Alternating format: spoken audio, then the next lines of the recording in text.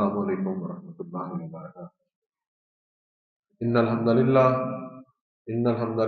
نحمده ونستعینه ونستغفره ونعوذ باللہ من شرور انفسنا ومن سیئات اعمالنا، من يهده الله فلا مضل له ومن يضلله فلا هادي له، اشهد ان لا الہ الا اللہ واشهد ان محمدا رسول اللہ۔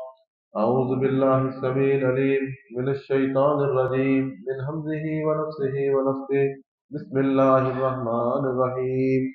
یا ایہا الذین آمنوا اتقوا اللہ حق تقاتہ ولا تموتن الا وانتم مسلمون۔ یا ایہا الناس اتقوا ربکم الذی خلقکم من نفس واحدہ وخلق منها زوجها وبث منهما رجالا كثيرا ونساء واتقوا الله الذي تساءلون به والأرحام إن الله كان عليكم رقيبا۔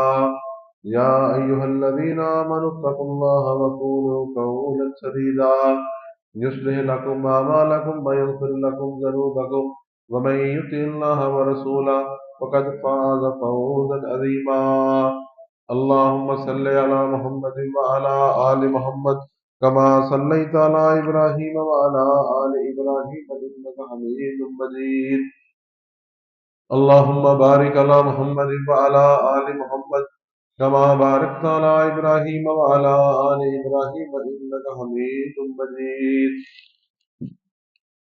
أما بعد فإن خير الحديث كتاب الله وخير الهدي هدي محمد صلى الله عليه وسلم، فإن شر الأمور محدثاتها وكل محدثة بدعة وكل بدعة ضلالة وكل ضلالة في النار۔ رب اشرح لي صدري ويسر لي أمري واحلل عقدة من لساني يفقهوا قولي۔ رب زدنا علما رب زدنا علما رب زدنا علما۔ أعوذ بالله من الشيطان الرجيم۔ سبحان الذي أسرى بعبده ليلا من المسجد الحرام إلى المسجد الأقصى الذي باركنا حوله لنريه من آياتنا إنه هو السميع البصير۔ ہر قسم کی حمد و ثنا، تعریف، توصیف، بزرگی، بڑائی، عظمت، رفعت، جلال، شان اللہ تبارک و تعالیٰ کے لیے۔ انگنت لاتعداد درود و سلام سرور کونین، تاجدار مدینہ، والی بطحہ، ساقی کوثر، شافع محشر، سید البشر، سید الانبیاء حضرت محمد مصطفیٰ صلی اللہ علیہ وآلہ وسلم کی ذات اقدس و مطہر پر۔ حضرات، اللہ تبارک و تعالیٰ نے ہر چیز کی ایک الگ خاصیت بنائی۔ عام اسے ہم روٹین دنیا کہہ دیتے ہیں۔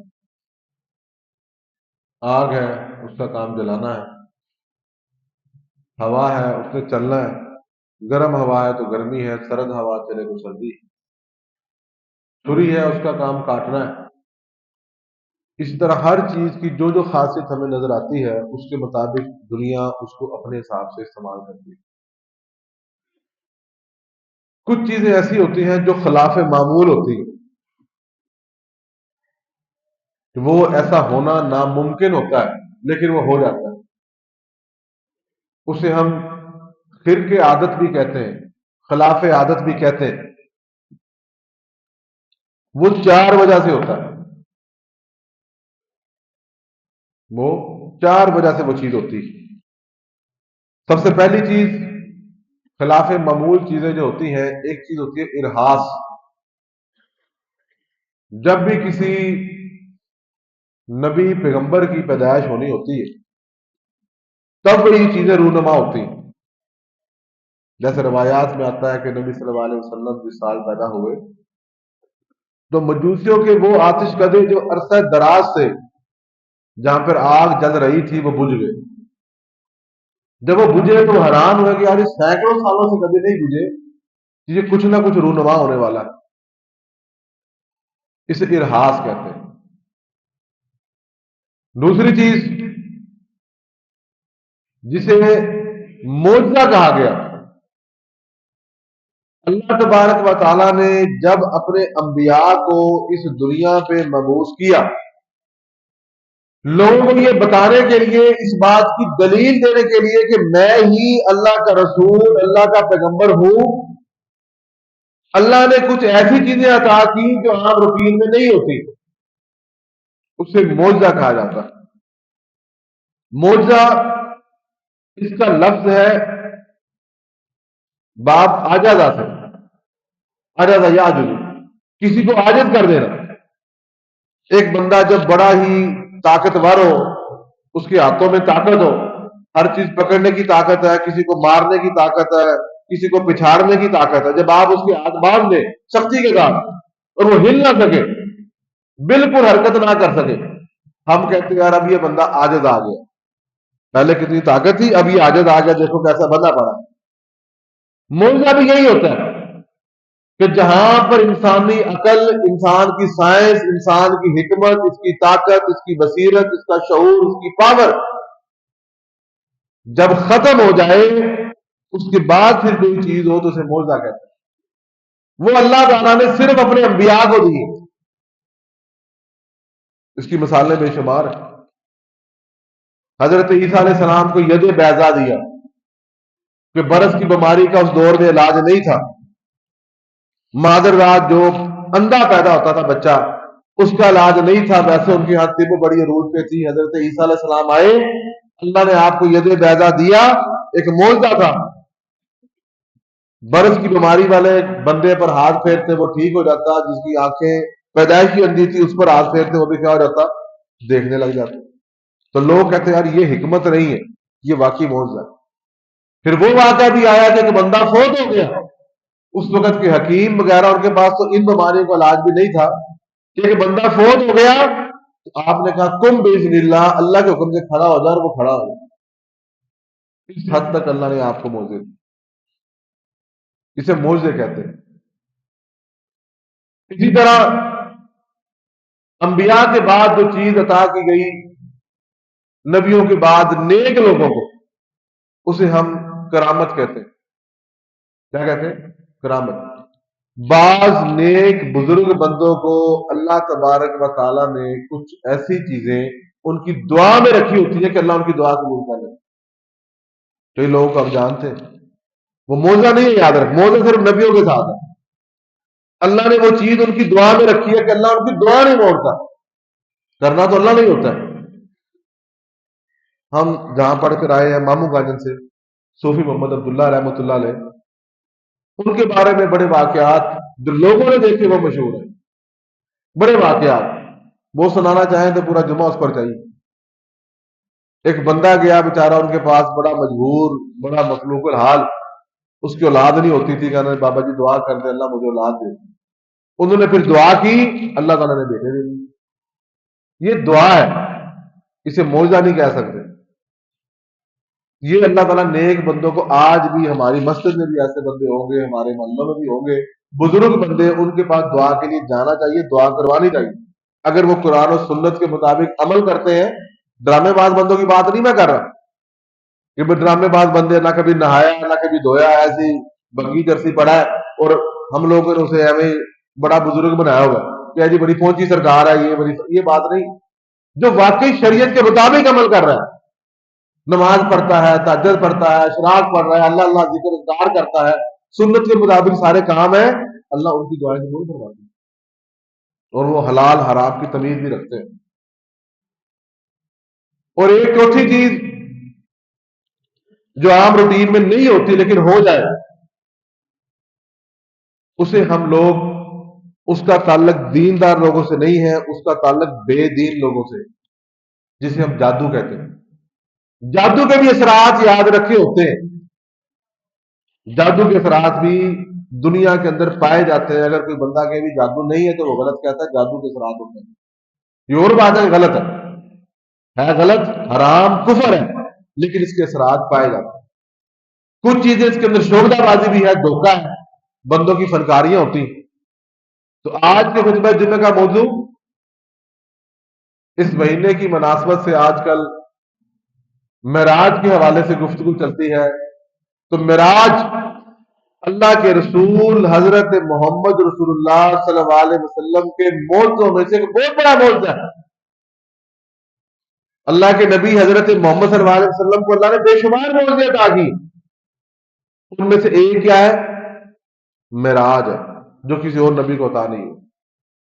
اللہ کے نبی صلی اللہ علیہ وسلم بچپن میں ہی فرشتوں نے آپ کا سینہ چاک کیا، آپ کے سینے کے اندر تمام جو چیزیں تھی وہ نکال کے صاف اور پاکیزہ دل اللہ تعالیٰ نے آپ کو دوبارہ دی. شک صدر اسے کہتے ہیں. ایک اور واقعہ، کافر آپ کے پاس آئے، کہنے لگے اللہ کے نبی آپ سچے ہیں، ہم سچا ہوں. ان کا بتائیں، رات کا وقت تھا، اور کوئی دلیل دے. آپ نے فرمایا بتاؤ تم کیا چیز مانگتے ہو. ان کا یہ چاند آپ کو نظر آ رہا ہے، اس چاند کے 2 ٹکڑے کر دیں گے؟ کہنے میں کر دوں گا، اللہ کے حکم سے کر دوں گا. آپ نے انگلی کا اشارہ کیا، اللہ کے حکم سے چاند کو یوں کیا، چاند کیا ہو گیا؟ 2 ٹکڑے. لوگوں نے دیکھا.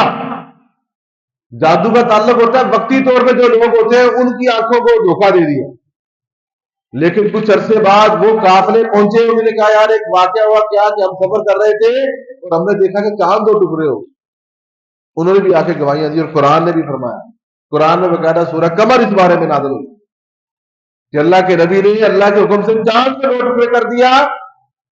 چاند 2 ٹکڑے کرنا ناممکن ہے، لیکن یہ معجزہ تھا اور اللہ کے نبی نے کر دیا. ایک واقعہ بڑا مشہور، صلح حدیبیہ کے موقع پر پانی میسر نہیں تھا اور مسلمان سینکڑوں کی تعداد میں موجود، بڑے پریشان. اللہ کے میں لاؤ کوئی برتن لاؤ. برتن ملا، آپ نے انگلیاں اس میں رکھی اور آپ کی انگلیوں سے کیا جاری ہو گیا؟ پانی جاری ہو گیا. فرمایا برتن بھی کر لو، وضو بھی کر لو، جس کو جو ضرورت ہے کر لو. اور پورے کے پورے لشکر نے وضو بھی کیا اور پانی کے برتن بھی بھر دیے، اور اللہ کے نبی کی انگلیوں سے پانی بہ رہا ہے. یہ اللہ کے نبی کے معجزے. ایک اور معجزہ اس سے بھی بڑھ کر واقعہ سننے والا بھی ہے. اللہ کے نبی حضرت محمد صلی اللہ علیہ وسلم کے ایک صحابی تھے، حضرت جابر بن عبداللہ، بڑے محبوب صحابی، ایک جنگ میں شہید ہو گئے، غزوہ احد میں شہید ہو گئے. جب شہید ہوئے ان کے اوپر کچھ قرض تھا، اور بچوں کے پاس اتنی طاقت نہیں تھی کہ بچے بیچارے وہ قرض ادا کرتے. کچھ یہودی لوگوں سے بھی قرض لیا ہوا تھا، کچھ مسلمانوں سے بھی قرض لیا تھا. تو ظاہر ہے جس نے قرض لینا ہوتا ہے اسے تنگ تو کرنا ہے، پریشان بھی کرنا ہے، یار میرے پیسے دو، میرے پیسے دو. اس کا بھی حق ہے، اس کا بھی رائٹ ہے. اب وہ بچے بیچارے چھوٹے معصوم، اب وہ پریشان، کیا کرے؟ کرتے کرتے انہوں نے وعدہ لے لیا یار ہماری کھجوروں کا ہے کچھ، وہ کھجوروں کی آمدن آئے گی تو آپ سب قرض ادا کر دیں. اب وہ حضرت جابر بن عبداللہ کا بیٹا جب اس کی کھجوریں اتری، کھجوروں کا ڈھیر لگایا تو بڑی تھوڑی سی کھجوریں، اور قرض دینے والا بہت تھا، بڑا قرض دینے والا. آپ سمجھے کہ 1 کلو کھجور 2 کلو کھجور ہوئی، اور قرض دینا تھا منوں کے حساب سے. اب وہ بندے سارے قرض لینے کے لیے آگے، بھائی کھجوریں آ گئی تو ہمیں کھجوریں دو. کھجور بھی بطور کرنسی اور بطور مال استعمال ہوتا تھا. اب وہ صحابی بیچارے جو چھوٹے تھے پریشان ہوئے، اللہ کے نبی کو پتہ کہنے لگے یا رسول اللہ میں نے تو بڑا قرض دے رہا ہے، اور بندے بیچارے سارے وہ پہنچے ہوئے تو میں کیا کروں، مجھے سمجھ ہی نہیں آ رہی. آپ میرے ساتھ تعاون کریں، آپ وہاں پر آئیں، شاید آپ کو دیکھ کر کوئی نرمی اختیار کریں. اب اللہ کے رسول صلی اللہ علیہ وسلم کی ذات یقین کرو سراپا رحمت. آپ نے کہا چلو آؤ چلو. اللہ کے نبی بھی آئے. اللہ کے نبی آئے اور اللہ کے نبی کو دیکھ کر جو یہودی لوگ تھے انہوں نے منہ بنا لیا، یار یہ تم کس کو لے آئے، تم سے پیسے مانگے اور تم جا کے اپنا رسول لے آئے.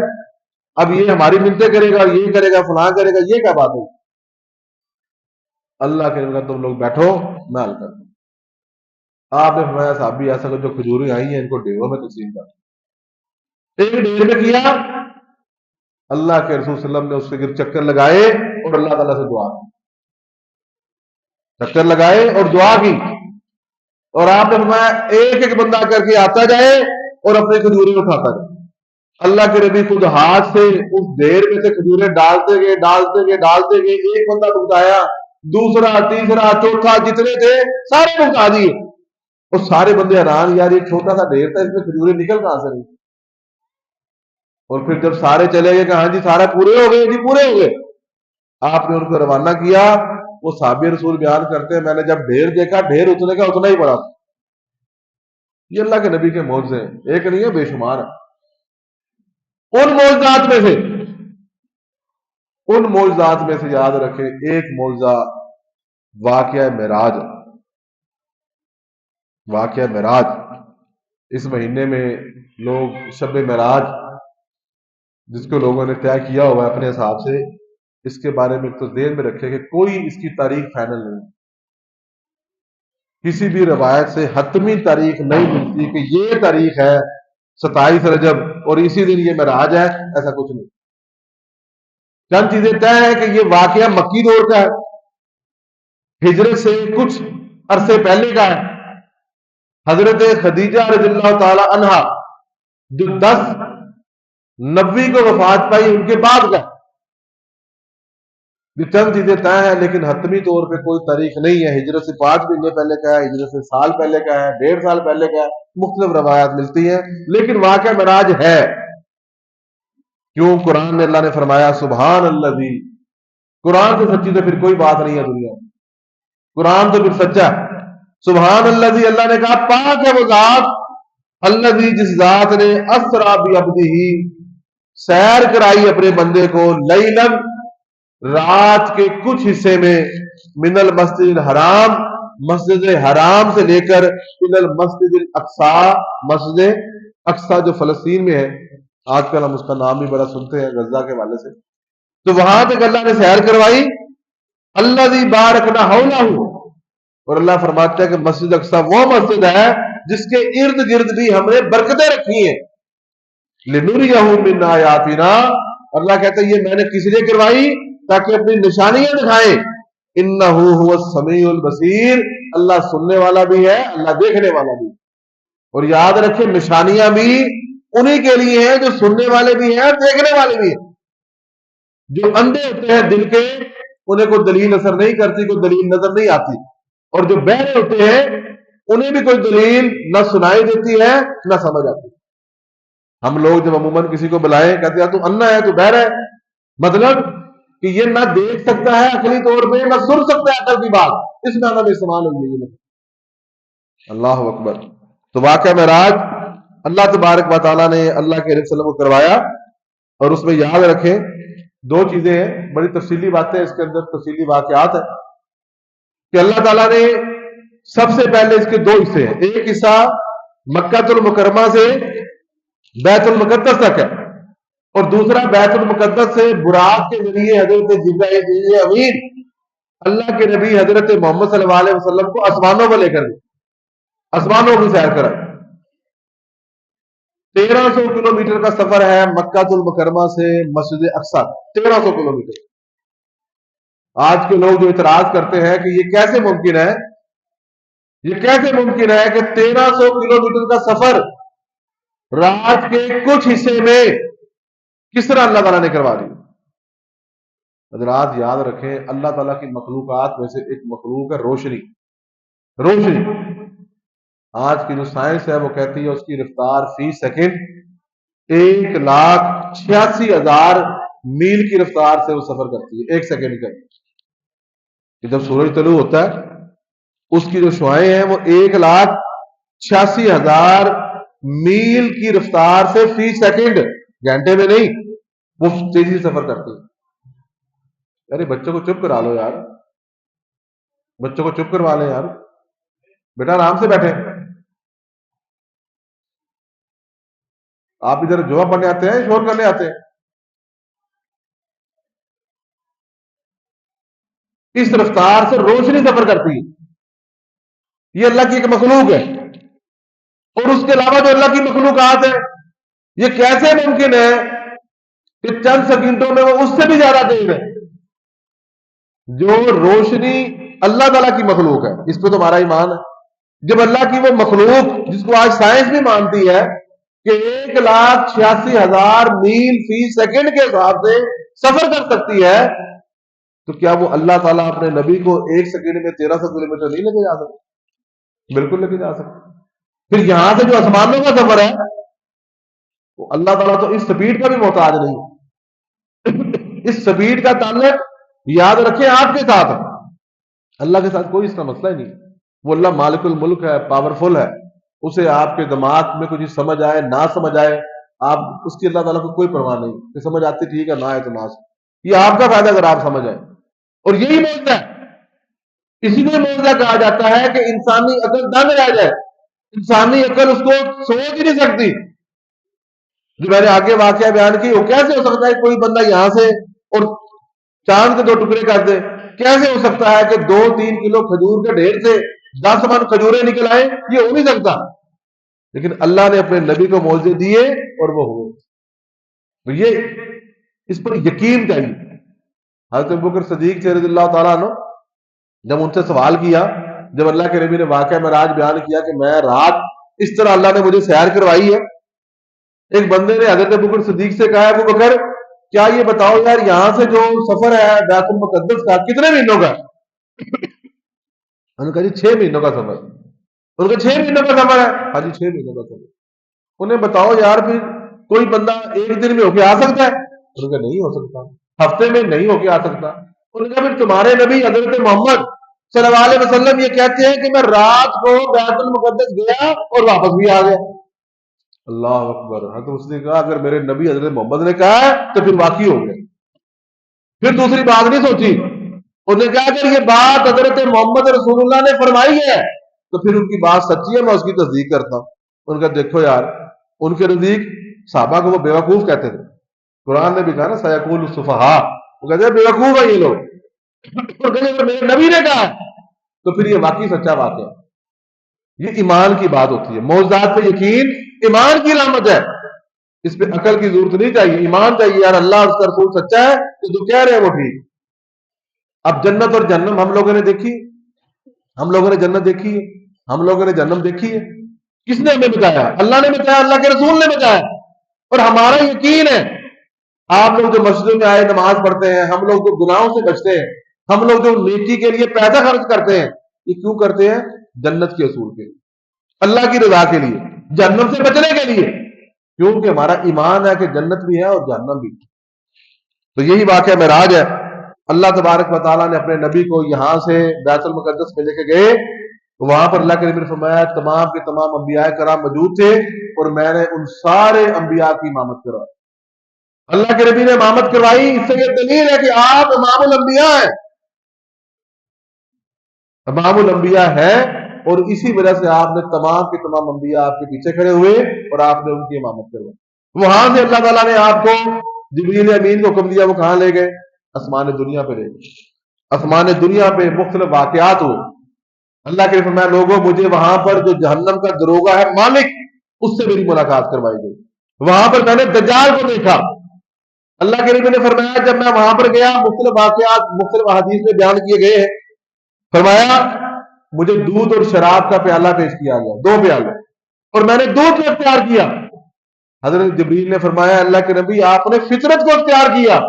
اگر آپ شراب اختیار کر لیتے تو آپ کی امت بھی سیدھے رستے سے گمراہ ہو جائے.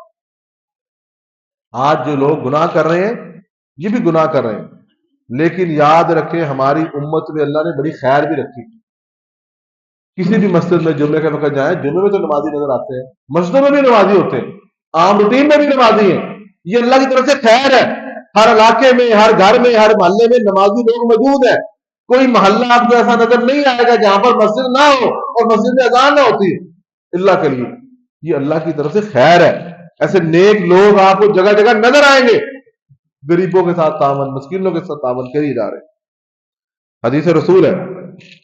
اللہ کے نے فرمایا مجھے وہاں پر بے عمل خطیب ان کو بلوایا گیا. فرمایا کچھ لوگ ایسے تھے، وہ لوگ ان کے ہونٹ آگ کی کینچیوں سے کاٹے جا رہے تھے. فرمایا یہ کون ہے؟ فرمایا یہ وہ لوگ ہیں جو لوگوں کو دعوت دیتے ہیں خود عمل نہیں کرتے. اس کا تعلق ہم خطیبوں کی کیٹاگری سے بھی ہے اور اس کا تعلق عوام سے بھی ہے جو لوگوں کو تو نصیحت کرتے ہیں اور خود عمل نہیں کرتے. وہ بھی اسی کیٹاگری کے اندر ہے کہ جب بندہ لوگوں کو نصیحت کرتا ہے خود عمل نہیں کرتا تو اس کیٹاگری میں ہے جن کے ہونٹوں کو، ان کے چہروں کو آگ کی کینچی سے کاٹا جائے. آخری حدیث سنا کے بعد ختم کرتے ہیں. اللہ کے نبی صلی اللہ علیہ وسلم نے فرمایا کچھ لوگ ایسے تھے جن کے تانبے کے ناخن تھے، تانبے کے ناخن، اور ان ناخنوں سے اپنے چہرے کو اور اپنے سینوں کو وہ کھرچ رہے تھے، پھاڑ رہے تھے ان کو. اللہ کے پوچھا یہ لوگ کون ہیں؟